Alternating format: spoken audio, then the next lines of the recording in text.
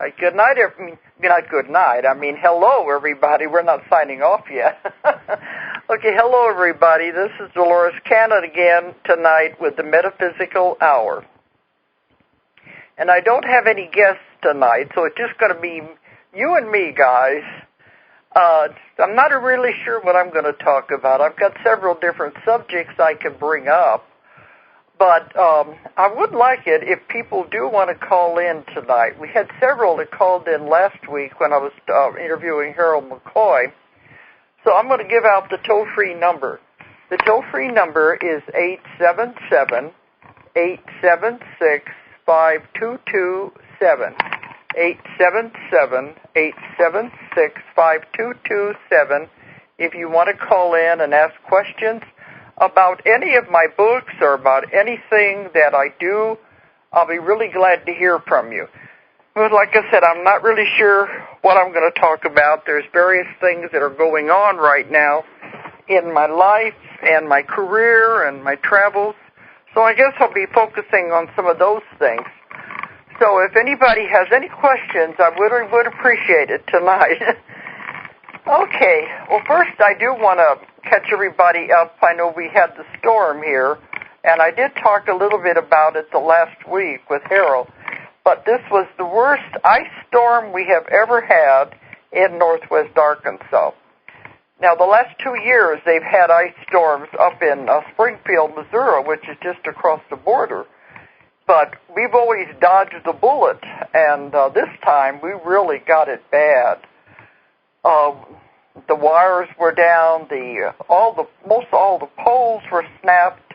We had numerous trees that are broken off. I mean, these are huge trees that were snapped, and there's so many limbs all over the roads and everything that it's taken weeks just to clear the highways and everything to get people back to where they can drive again. We were out of power for 8 days, and you know, the amazing thing is you get so dependent on your creature, I guess what you call your creature comforts, that we just forget about what it's like until it's all gone. They always say you don't mess the water until the well runs dry, because all of a sudden you don't have power, and it seems like everything just comes to a screeching halt. And it's amazing. You know, I live here by myself. I have a big fireplace, so I was able to keep warm by just staying in this one room. About 10 layers of clothes on, trying to stay warm, and just eating things that were cold, until finally toward the end, then the refrigerator begins to defrost, and all of that begins to happen. But it's amazing when all of a sudden there's no noise. We are so used to our lives now, where we have constant noise and constant things going on. Maybe it's good for us once in a while to just have it all turned off, to where we don't have anything going on, where we don't have all this noise. We have the TVs going, we have the radios. We're always busy, you know, what they call make work, the computers and everything. And then all of a sudden, there isn't anything. And it's quiet. And I live out here in the country, and with all the ice all over everything, there wasn't any birds, there weren't any deer. My kids are over in their houses, and they were upset because the business came to a screeching halt, too. You can't do any business without computers. And that's another thing we've got to depend on. The only thing that was working was the telephone. But it's amazing how we get used to just things going on in our lives, and our days just fill up with noise and with stuff. And all of a sudden, there's no sounds, it's just quiet, and there's nothing to do. The only thing you could do was read and keep throwing wood in the fireplace. But maybe it is good for us, because all of a sudden we have time to think and to contemplate. We don't usually take time to think. I know I go to the ashrams a lot. I work with the different ashrams. Especially I'm focused on the Sivananda group. I work with the ashrams and the swamis, And I go to those retreats, and they have their quiet times, but still there's a lot of people around, and there is always talk going on, even though there's no TVs or anything. You go to a retreat to get away from all of that. But it's different when you're just in the house by yourself. There's no noise, there's no sound, there's nothing. Then you begin to come, I guess you would say, full circle to yourself. And you start thinking, you start contemplating, you start thinking about life. You think about a lot of different things. You think about your work, think about your dreams. Because all of a sudden, that's all you have is just yourself.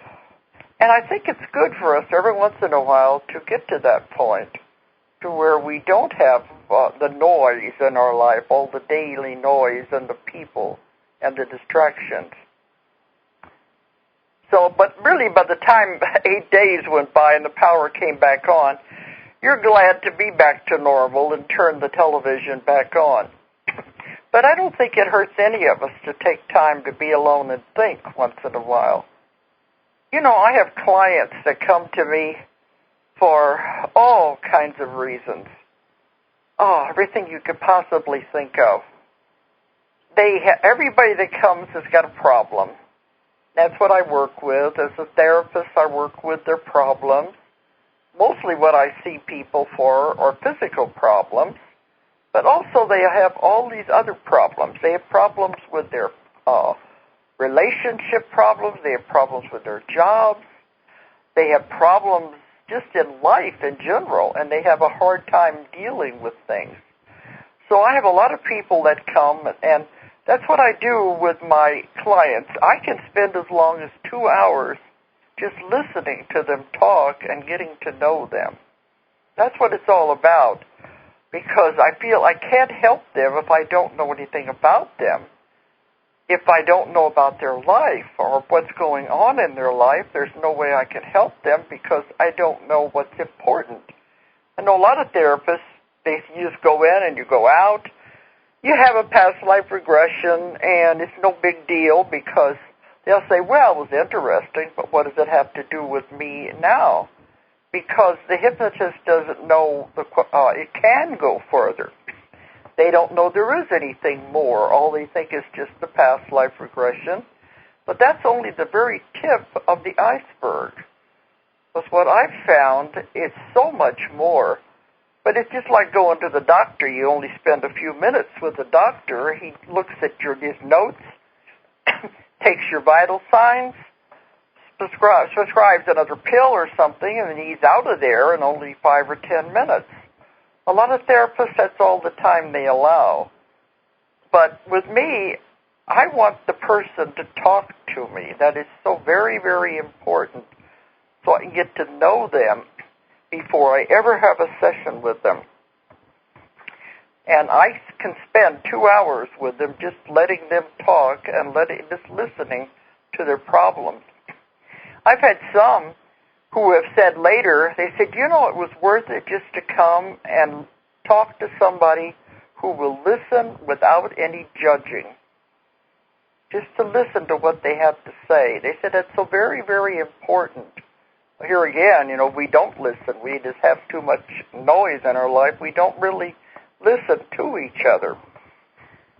But that was one of the things, when I came around to that, is I have people coming for all kinds of reasons.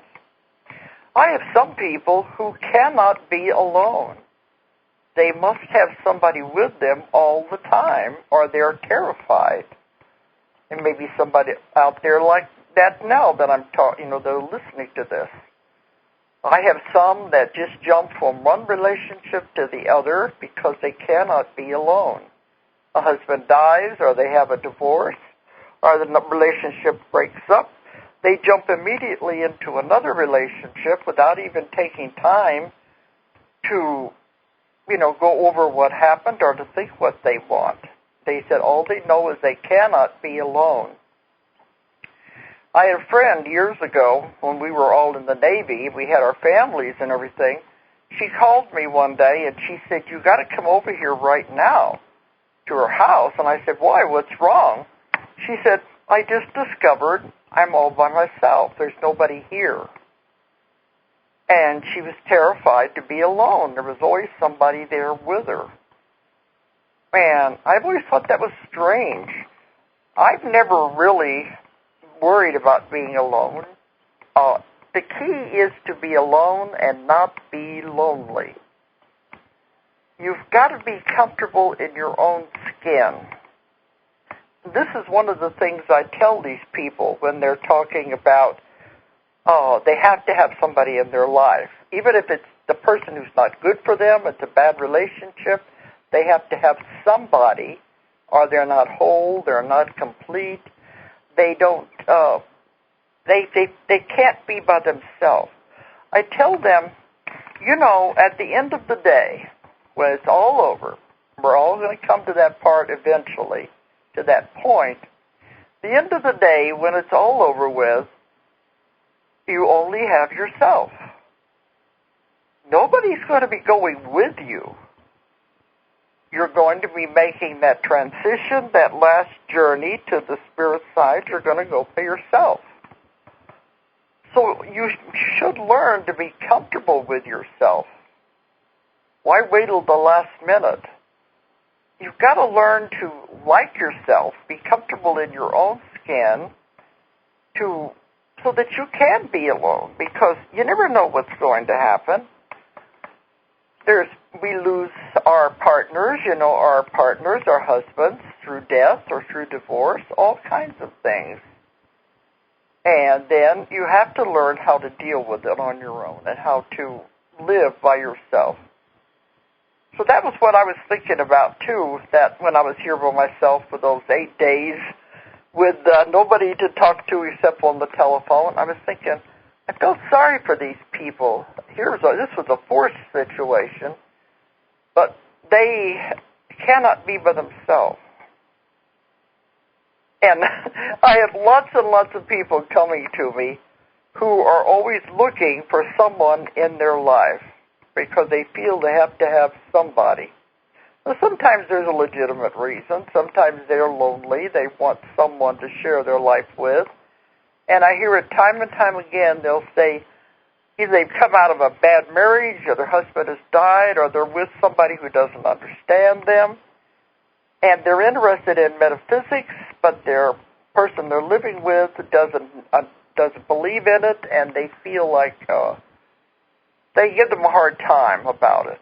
And so they'll say, I want someone in my life who thinks like I do, somebody who understands what I believe in, metaphysics or the spiritual side, somebody I can talk to who will understand me and won't think I'm crazy. I hear this again and again. Women are all the same thing. I'm looking for somebody. Then I'll have a man come in, and he'll be the same way. He said, I want a good woman in my life, somebody who believes like I do, somebody who thinks like I do, who I can talk intelligently with. So I get it from men and women. I've told them, it would be nice if I could put you people together. It can hook you up together, the men and the women, because I keep telling them, believe me, there are people out there who are looking for someone like you. But I can't do that. I can't, hook them together. I can't tell them about each other because that's going against client confidentiality.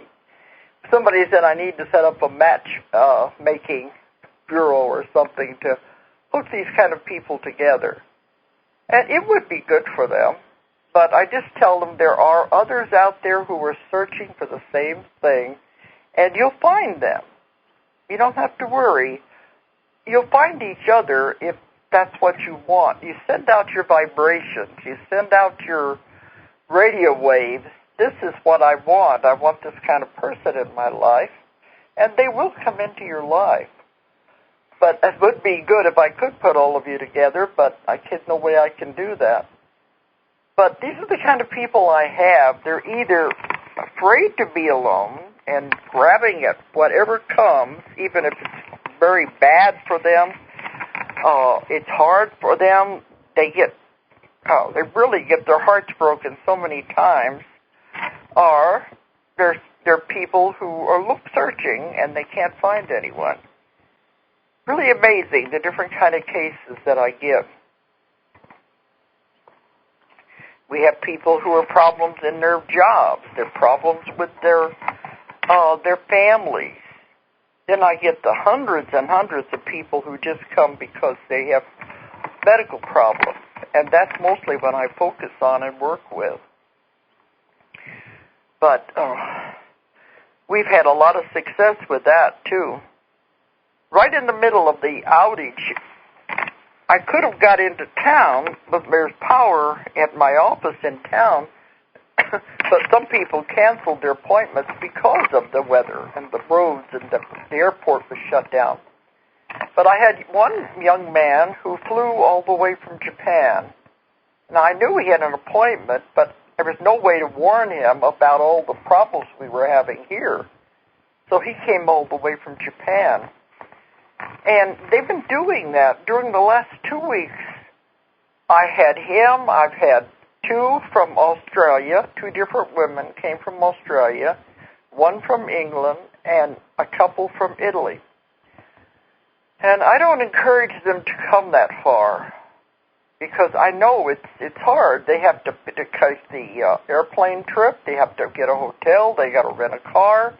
I don't encourage anyone to put out the expense to come here, but they're all searching for something. And so they come to see me here in this little bitty town in Arkansas, and it's quite amazing. Besides coming from all over the world, they come from all over America, too, and fly into the next airport over here at Fayetteville, Arkansas.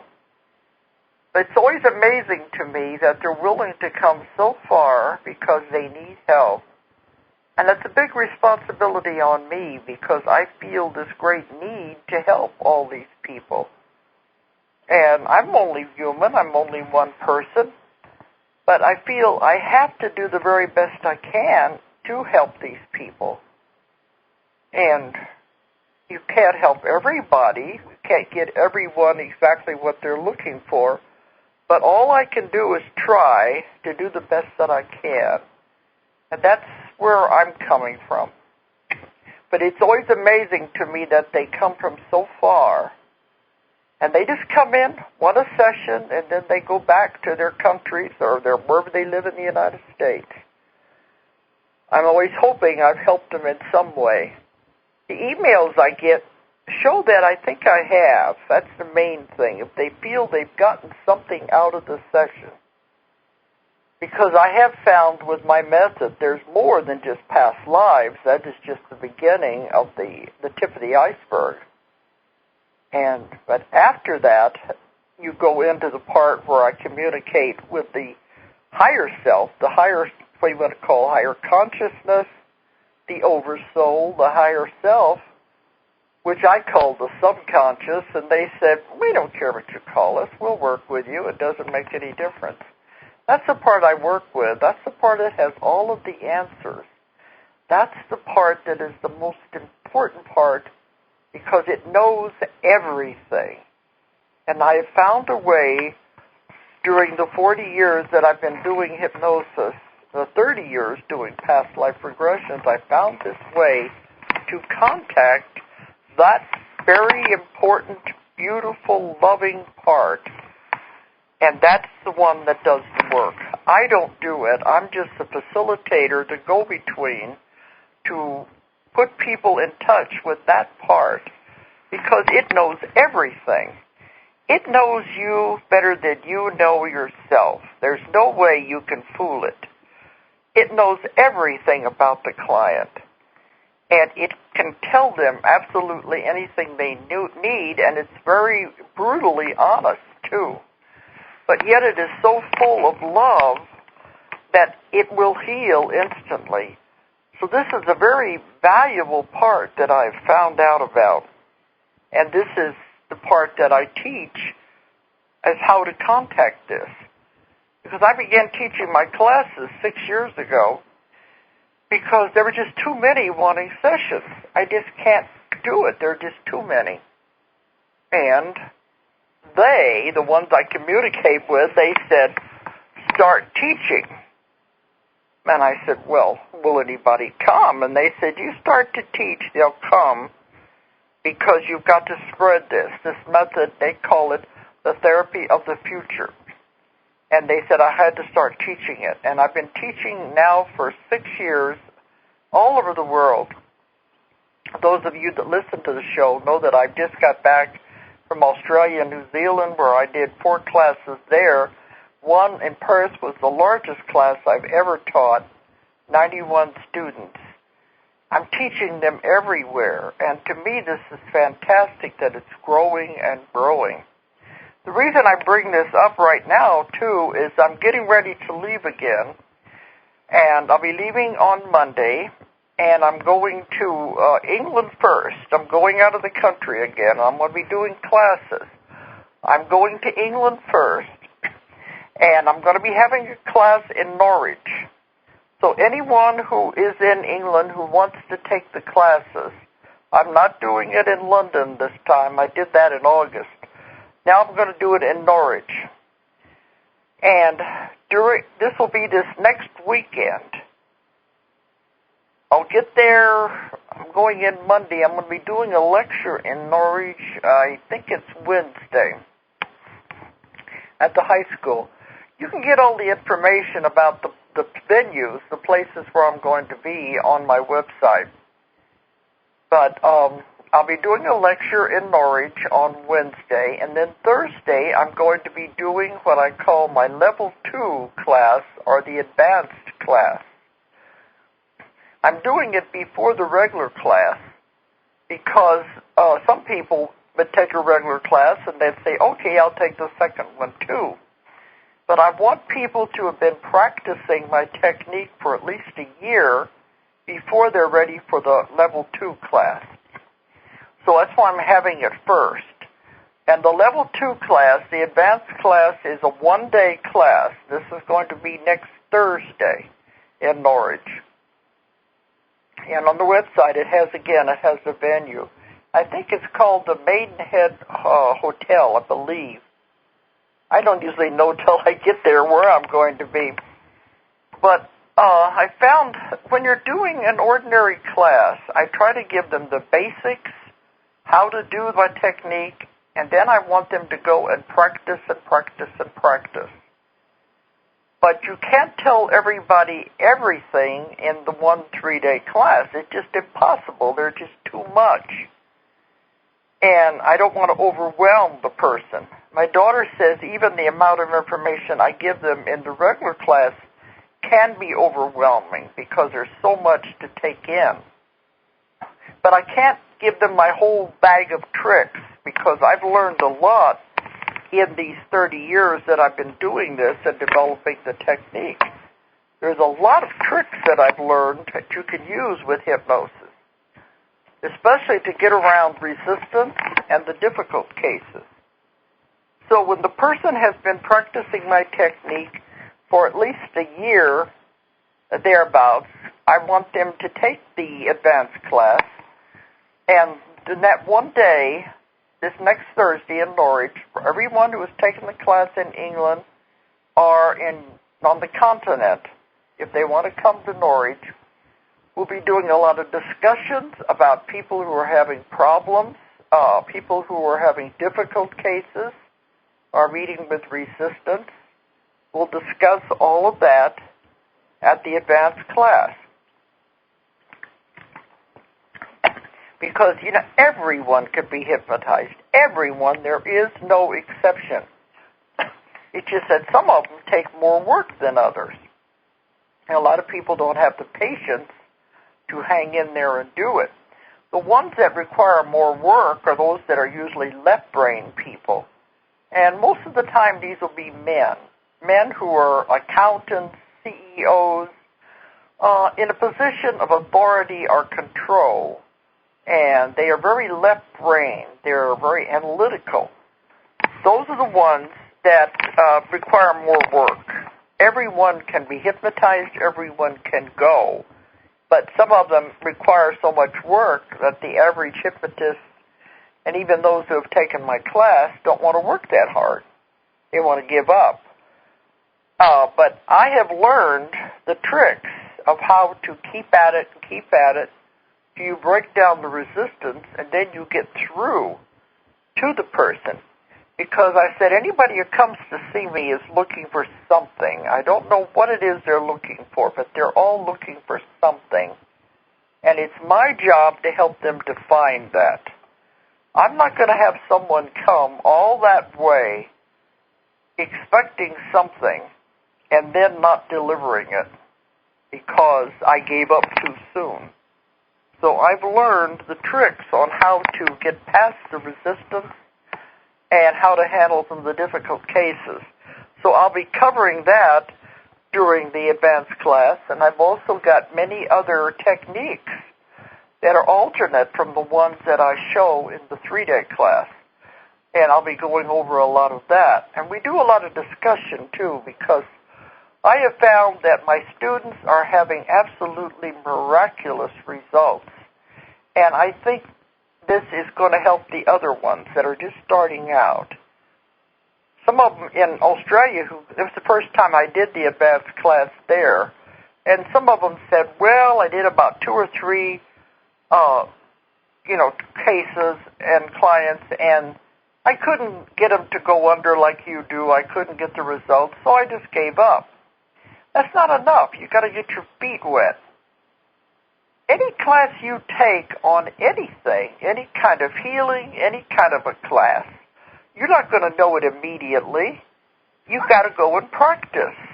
If you take Reiki, if you take classes in energy work, energy healing, anything you take, you're not going to know it instantly.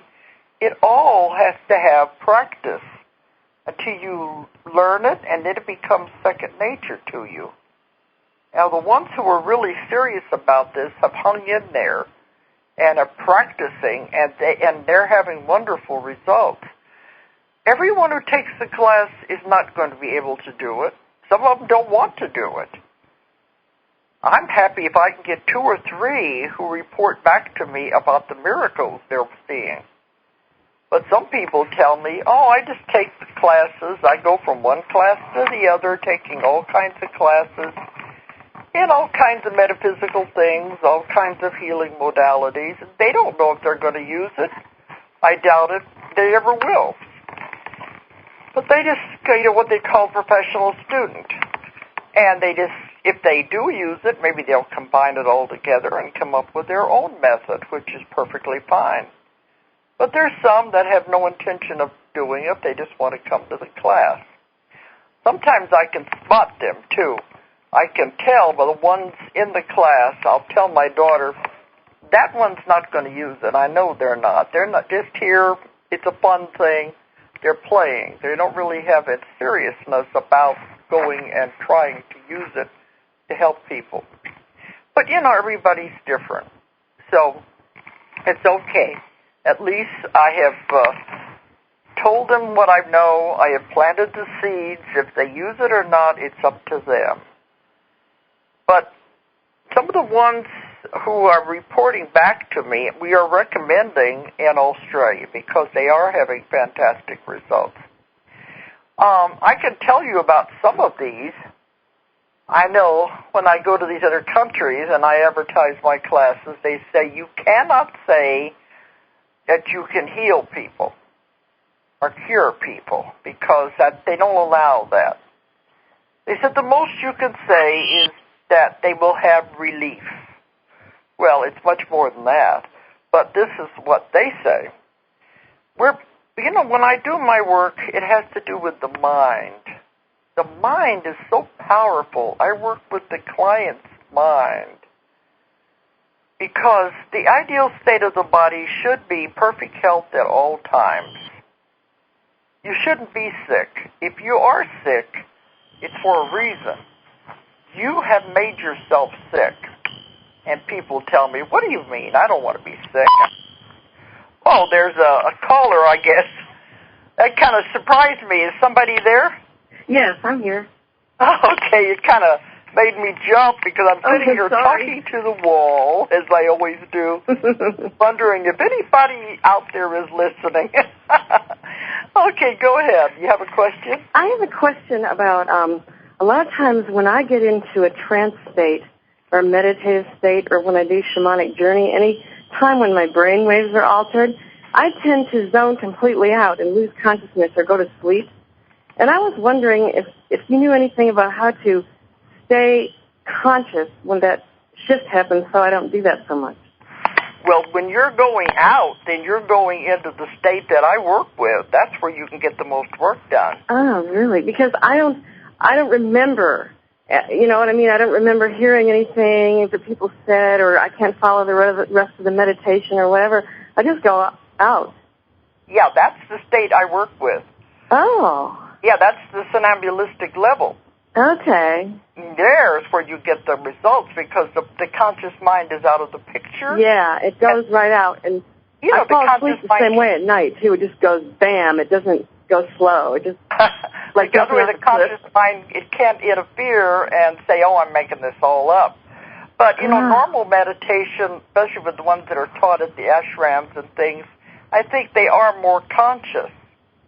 But really, you're getting more relief than you think you are because you are going out. Now, whenever you do this, are you doing it for a reason or just meditating to relax your body? I'm usually just meditating to relax, or sometimes in like I'm following a public, you know, like there's a group and we're having a meditation or something like that. Uh-huh. I don't really meditate on my own because either my monkey mind is just won't shut up or else I'm out. Yeah. Well, there's not an in-between place very often. Well, what I always tell people, if you're going to meditate for a reason, you can program this before you start to meditate. Oh. Say, this is what I want to accomplish while I'm meditating. And if you're focusing on physical things with your body, or if you want the answers to questions, you can, mentally program yourself to get these answers before you go under, before you start drifting off. So then if I drifted off and went wherever that is, then maybe I would get the answers like when I woke up? I didn't get that last part. What? When, would the answers maybe, be likely to be there when I woke up or later on when I was thinking about it, or? Yeah. How do you come out of it? Do you just have a certain length of time and you just can't wake up, or what? Yeah. Like sometimes when I use, like something that alters the, what do you call that? Binaural beat frequencies or things like that. Yeah. I go out and I just, I come out. Sometimes I come out in the middle of it, or sometimes I come out when it's over. I don't know when. It just happens whenever because I hadn't even planned to go out, so I just come out whenever I do. I don't know. If now that you know you do this, I would try to program it before you start in. Before you go out, just say, I would like these answers, or whatever you're looking for, and, phrase a question or something. And then when you come out, the answer should be there for you. Oh, that's fascinating. I should try that because I have tons of questions. You could remember it then whenever you're coming back up. Yeah, I could, because every once in a while when I'm waking up from regular sleep, I'll hear an answer that I was asking a question about. Yeah, and you got to write it down or remember it right away, or it fades away it does. It's gone in a second. The way a dream fades away. So you have to write it down right away. But I always tell people, when you're meditating, you can do this. You can also do it when you're going to sleep at night, because then you're in a very relaxed state. It's very similar to meditation. Yeah. And you can ask questions just before you go to sleep, before you drift off, and then listen. You can do the same way when you're doing the meditation. Listen for the answer. It doesn't matter what it is. Just you ask a question and then listen and see what the answer is. And even if it doesn't make any sense, it's your answer. Uh-huh. You can also program your dreams that way, too, to give me an answer in my dreams. You know, I've been thinking a lot about that lately because most of my dreams, at least recently, I used to be a really good dreamer, like when I was a little kid, but now they're just fragmented. They're just a mess. You know, I can't figure out anything about them. They're like trying to put a puzzle together or something. You got to remember, too, dreams are symbolism. Yeah. And they don't make a lot of sense until we start trying to figure out what the symbols mean. I'm pretty good at other people's. I have this one friend who I know some of her symbols, and if she tells me in dreams, I can always interpret them, and then I ask her, does that resonate or not? Because I'm just not going to say, well, this is what it means. I just say, well, it might mean this. Does that resonate? I can do that with her, but I'm not so good with my own. Well, I have clients that come in, and sometimes part of why they come for, they have pages of dreams, and they want me to ask about the meaning of these dreams while they're doing the session. Oh, because a lot of mine I couldn't even write down because they're so fragmented. It's like I'm here, and then the scene changes, and I'm there, and, you know, it's really hard to even tell it back. Well, I have some clients, they have dreams that they can't forget. So when I ask the subconscious when they're in trance and we're doing the session, what it means is they always say, seek to understand. They said it's very simple, seek to understand. Yeah. Well, I have a few times I have one dream like that I think about every now and then because it's fascinating to me. And then I've had another couple where they would repeat them over and over again, and I'd know they're trying to get my attention, but I couldn't figure out what they were I would say it's simple to them, it's just complicated to us. Yeah. Okay, well, you try that before you meditate again. Okay. Try to have some kind of a plan of action. Have some kind of questions you want to get the answers to.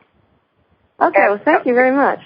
They will come. You just got to remember them when you come out. Remember the last thing, I guess you would say, that's in your mind when you come out. Write it down, and that'll be your answer. Okay. Okay. Thanks. All right. Well, thanks for calling in. Mm-hmm. Okay, thank you. Okay. Well, I forgot where I was, but I do want to talk about the conference that's coming up.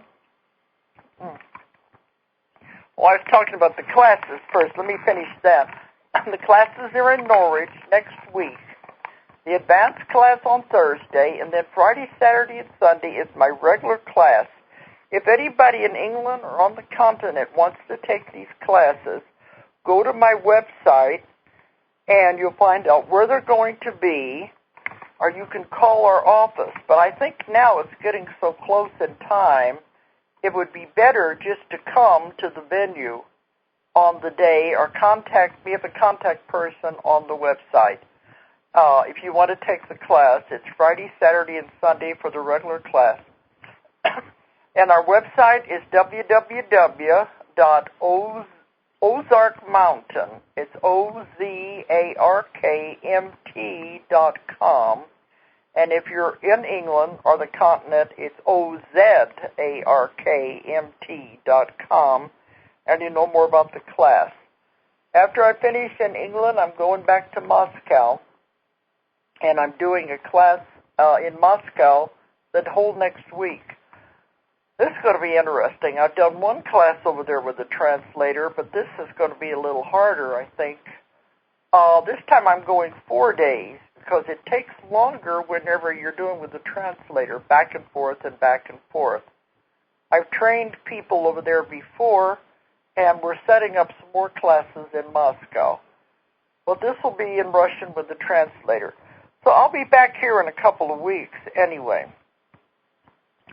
But so if you have any questions about it, contact our website. Look on it says schedules, and it'll be under that with classes, and you'll find out the venues and everything.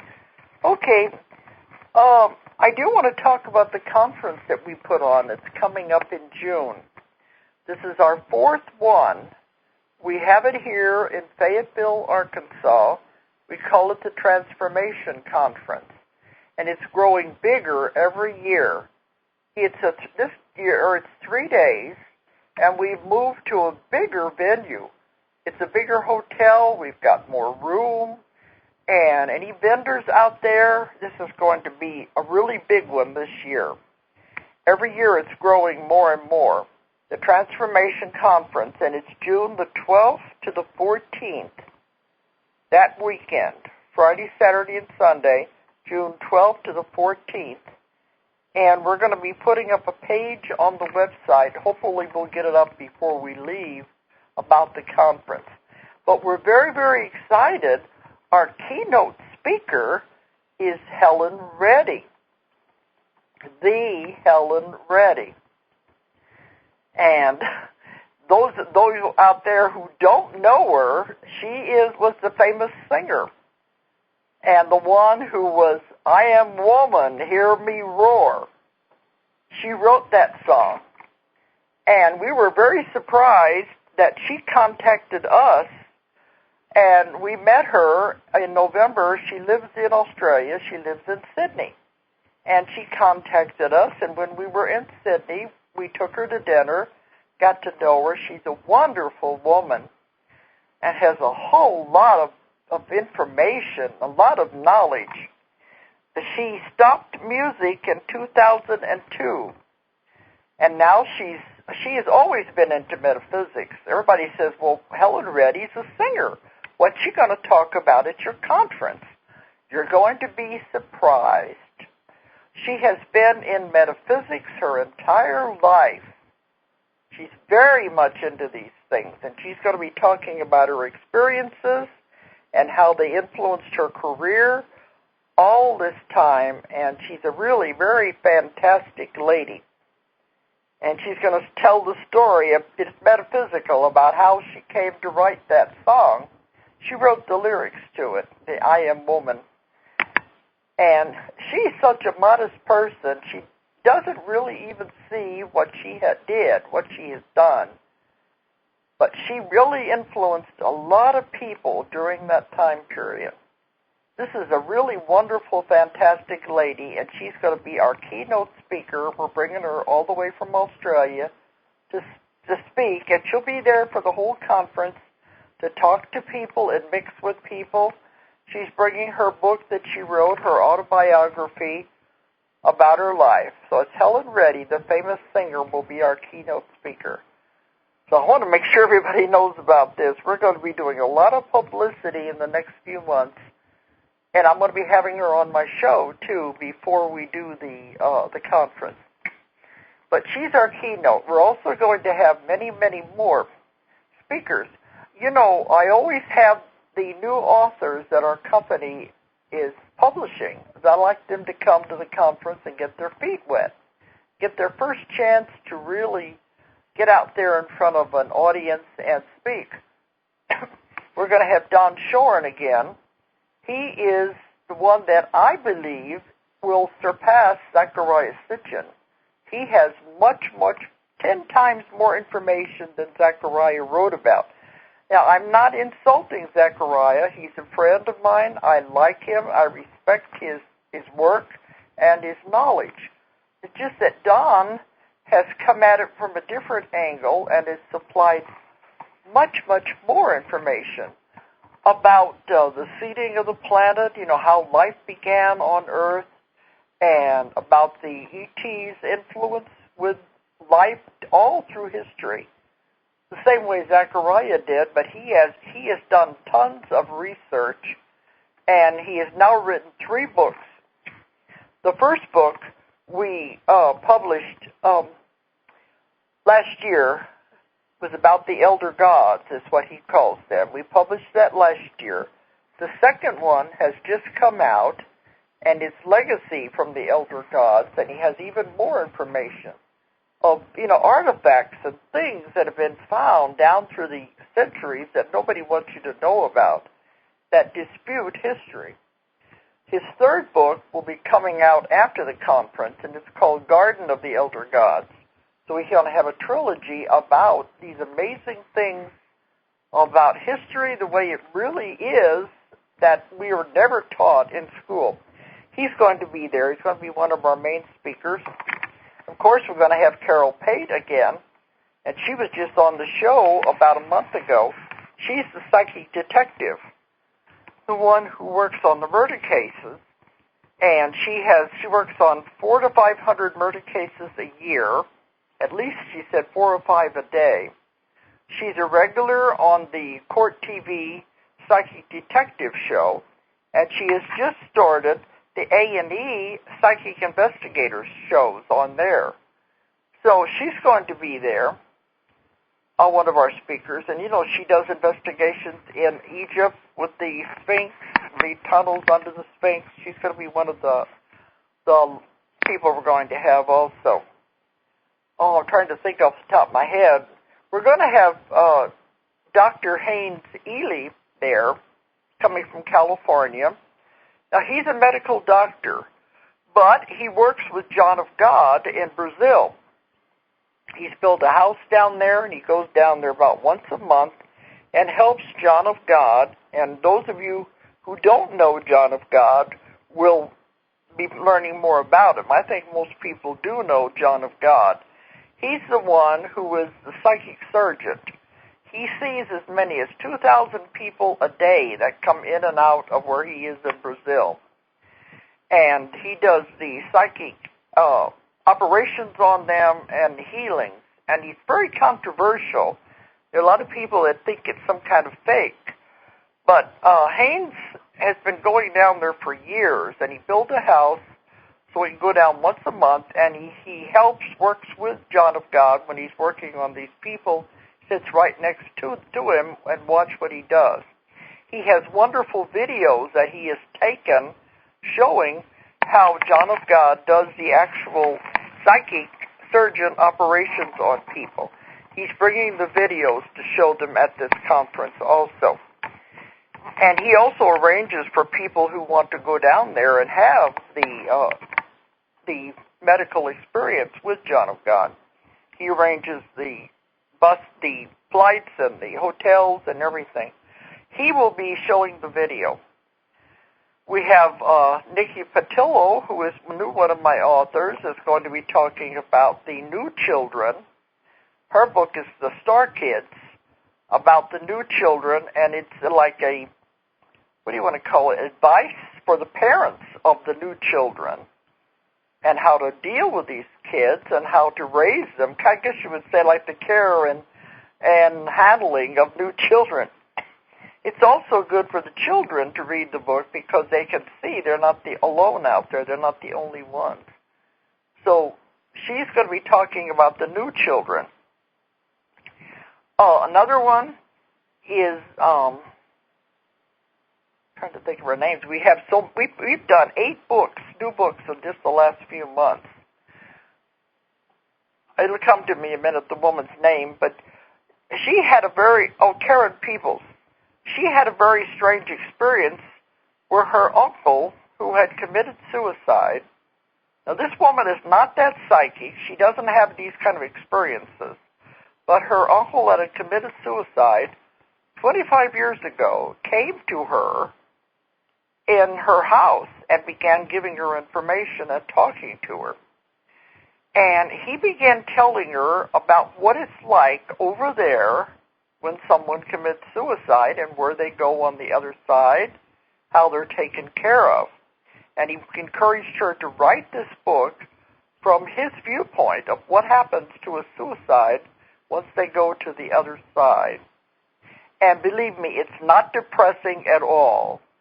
It's very uplifting because you understand how much love there is on that side for these people. They are not condemned. They are not in purgatory. They're not in hell. They are worked with beautiful, understanding angels and spirits who really have to work with these people. And he tells where they go and how they are worked with on that side. So her book is called The Other Side of Suicide. And we were worried when these books, people were going to look at them and say, oh, this is going to be a negative book, a downer. But it's really not, because he talks about the love. And he thought if people would read this, they would know it's not easy, because when you get over there, you have a lot of self-examination to do. a lot goes on, and he thought people who are even contemplating suicide should know what they're in for when they get over there. It's not an easy out. That's what they said. There is no death. You're either here or you're there, but you're still alive, and you still got to face problems. So she's going to be talking about what she found and what she wrote about. It's The Other Side of Suicide. Another book is a new one we have. It's by Antoinette Howard. These are books that just came out in the last few months. Her book is called Journey Through Fear. And we were also worried about that one, people going to think this is a downer. But it's not. She talks about how we let fear ruin our lives. We get caught up in fear, and it is a very paralyzing emotion. It's the strongest emotion a human has. You don't understand something, you're afraid of it. And it's paralyzing. And she talks about how you work through all the different fears that you have in your life. And it's called Journey Through Fear, and she's going to be talking about that. All of these people that are new authors, we've got about 13 speakers, and they're no conflicting. They're all one after the other, so you'll be able to hear them all. I know I'm not saying them all because we just now made up the list. But we have more speakers this year than we've ever had before. It's a longer conference, it's 3 days, and it's a bigger venue, and there's going to be really some exciting things happening. All of these authors I'll be having on my show as guests between now and the time the conference begins. I'll have Helen Reddy will be on the show, and all the other ones that'll be lecturing. So there's going to be a lot of good information in the next few months anyway. All right. But here I started out. I didn't know what I was going to talk about. I didn't think I would have enough to fill the hour. But here we are. We're coming to time to close. Isn't it amazing? Don, who runs the BBS radio, says, well, you can always talk. That's for sure. All right. But if anybody has any questions about my classes, especially the ones for this next week in England. Oh, and when I get back from England to Moscow, another week after that, I'll be having a class in Fayetteville, Arkansas. Anybody who's interested in any of these classes, go to the website, www.ozarkmountain.com.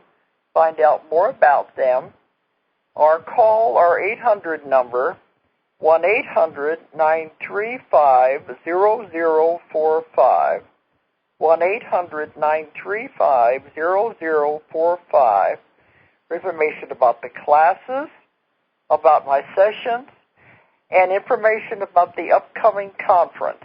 I'm going to be talking a lot about the conference between now and June when it starts.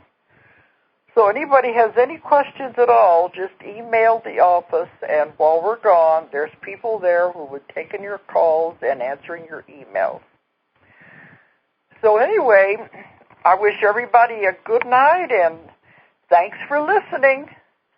If you enjoyed the show, check out more of our other videos, and be sure to subscribe and click the like button. Thank you for listening to the Metaphysical Hour with Dolores Cannon.